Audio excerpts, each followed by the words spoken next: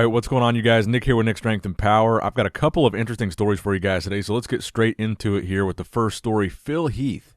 Phil Heath has been relatively quiet throughout his Olympia prep ever since he announced that he would be making a comeback to the 2020 Mr. Olympia after skipping the 2019 Olympia and losing his title to Sean Roden at the 2018 Mr. Olympia. So we have not seen or heard much of anything from Phil Heath until yesterday. Yesterday, Phil broke his silence and not only did an interview with MD, but he also posted a training video, which he has not posted pretty much for the duration of his prep for the Olympia.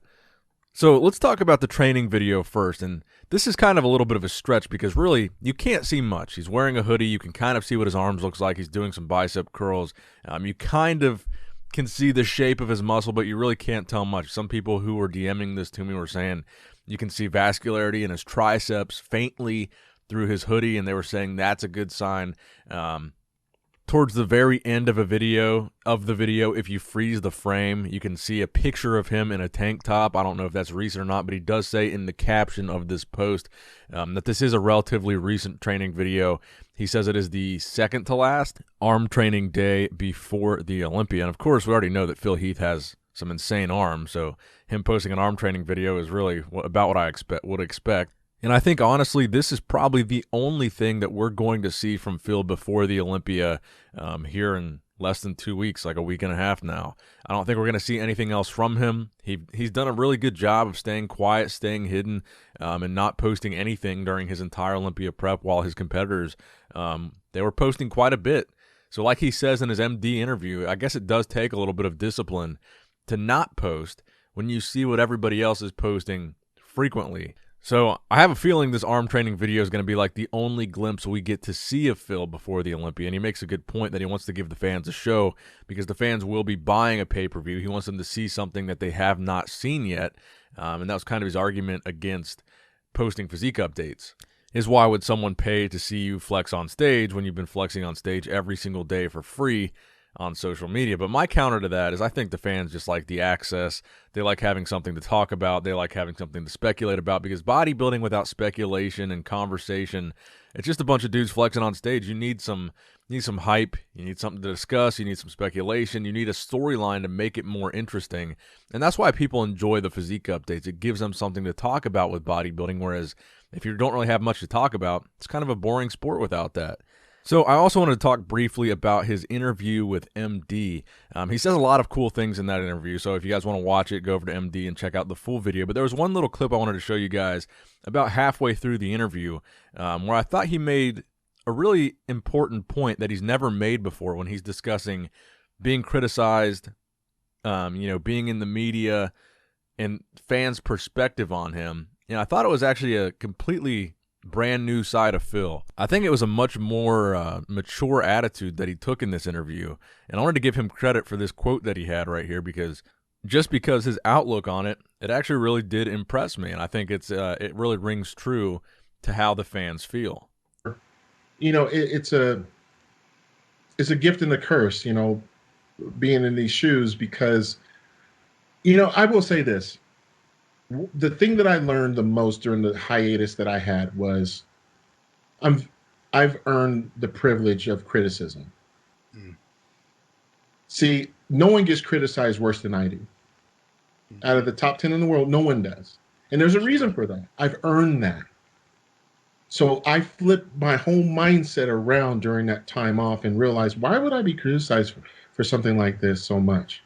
Why would people do clickbait stories about me so much? Why would people emphasize something that is so minute?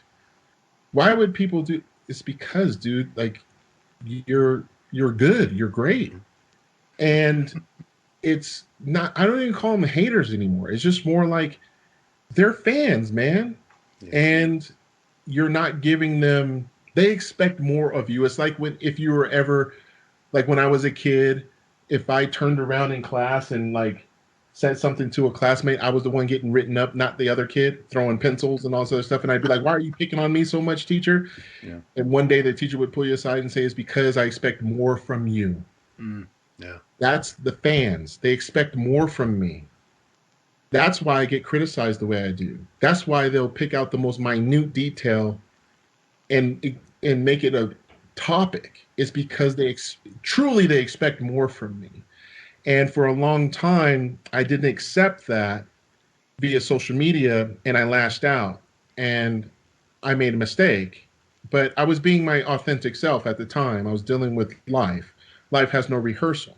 Yeah. But no one else currently in the state of bodybuilding has ever had to deal with that. All right, so let me know in the comment section below what you guys think about how Phil Heath is looking, whether or not he is going to win the 2020 Mr. Olympia. I guess that remains up for debate. And I guess also comment in the comment section below what you guys thought of his interview and what you guys think of the fact that he's kind of stayed pretty hidden over the course of his prep. Do you think it's a good thing? Do you think it's a bad thing? Do you think it's a confidence thing? Or do you think it's the opposite of that? Do you think it's because he doesn't look good? Or do you think it's because he looks so good he knows he doesn't need to even show it? Let me know in the comment section down below. Now, next up in the news, Breon Ainsley posted a training video today where he looks extraordinarily impressive from a conditioning standpoint. Similar to Phil Heath, he's also training arms. He looks extremely vascular. He looks like he's in really good shape.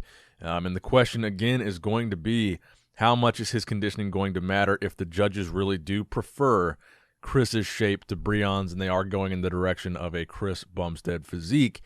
How much will conditioning really change things, or will it change things at all? Keep in mind, Chris and Breon have pretty much always been separated by 1 point at the Olympia. They are very close in the judges' eyes. So will that 1 point deciding factor, will it be Breon's conditioning that gives him the edge over Chris? And Breon also posted a posing video at a little over a week out from the Olympia. These are some still frames from that video, courtesy of the Buys and Tries Instagram page.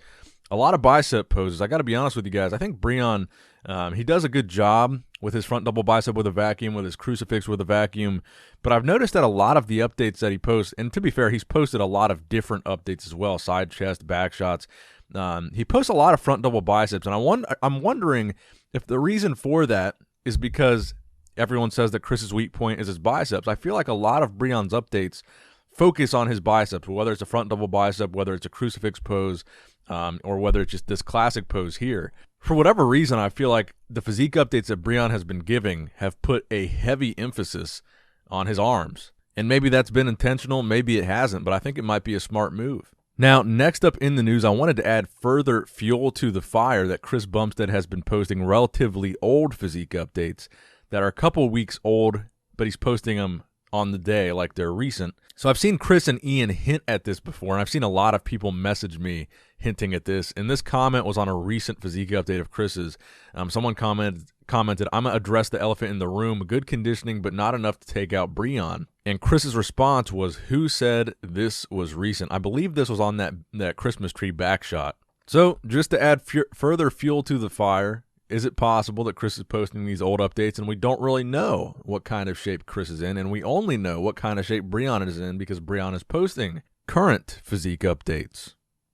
Now, speaking of classic physique, next up in the news, let's throw up this latest posing video of Rough Diesel, where you get a slight taste of what his posing routine at the Olympia might look like. This is kind of a freestyle posing routine that he's doing, hitting a lot of very classic poses, not the mandatory poses, but a lot of just kind of freestyle classic poses, and you get an idea of how talented Terrence really is with his posing and how meticulous he is with putting these routines together, and focusing on the flow, the transition between poses. I think is really important, and I think that Terrence places a heavy emphasis on that in his own posing routine. So I'm assuming that this video is recent, taken at maybe a week, 2 weeks out, but it's cool to kind of get a preview of what I think will probably be one of the best posing routines of the whole weekend, Terrence Ruffin's posing routine. So shout out to Terrence Ruffin. I wanted to show you guys that little brief clip there.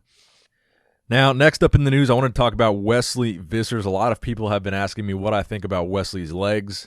And it's been a pretty fair comment because everyone says, you know, you're giving him props for bringing up his conditioning, which he has. But the other criticism, conditioning wasn't his only criticism. The other criticism that judges and fans had towards Wesley was his legs. His legs needed to catch up with his upper body, and they simply weren't big enough. So Wesley did post this story showing his legs with the caption, legs and a check mark, as if they are good to go. So honestly, based on what Wesley has shown of his legs, I can't really make a judgment call on whether they're improved or not. You really just can't see enough of them. So I can look at his conditioning and say, like this picture he posted, I I guess this was today too, this kind of a classic pose here. Like this picture he posted, even though he's wearing a tank top and he's not showing his entire body, these are the kind of pictures that you can just tell that he's going to be in really good shape. I mean, you can see striations in his tricep, vascularity in his tricep. You can just see how tight and thin the skin on his muscle is because he's in such good shape, even in a pose like this where you can't see, like I said, the rest of his physique. You can just tell what kind of crazy shape he's in. But he's not really showing enough of his legs to make a judgment call on how they're looking, whether they're improved or not. So I guess we're going to have to wait till the day of the show to see whether or not his legs have caught up. Oh, and also, just for the meme of it, here is a Wesley Vissers death face at around 2 weeks out. And that is going to wrap it up for the video today, guys. I hope you did, in fact, enjoy it. Please give it a thumbs up if you did enjoy it. Please subscribe to this channel. If you have not subscribed yet already, as always, I love you guys. I appreciate you guys. Nick Strength and Power, signing out.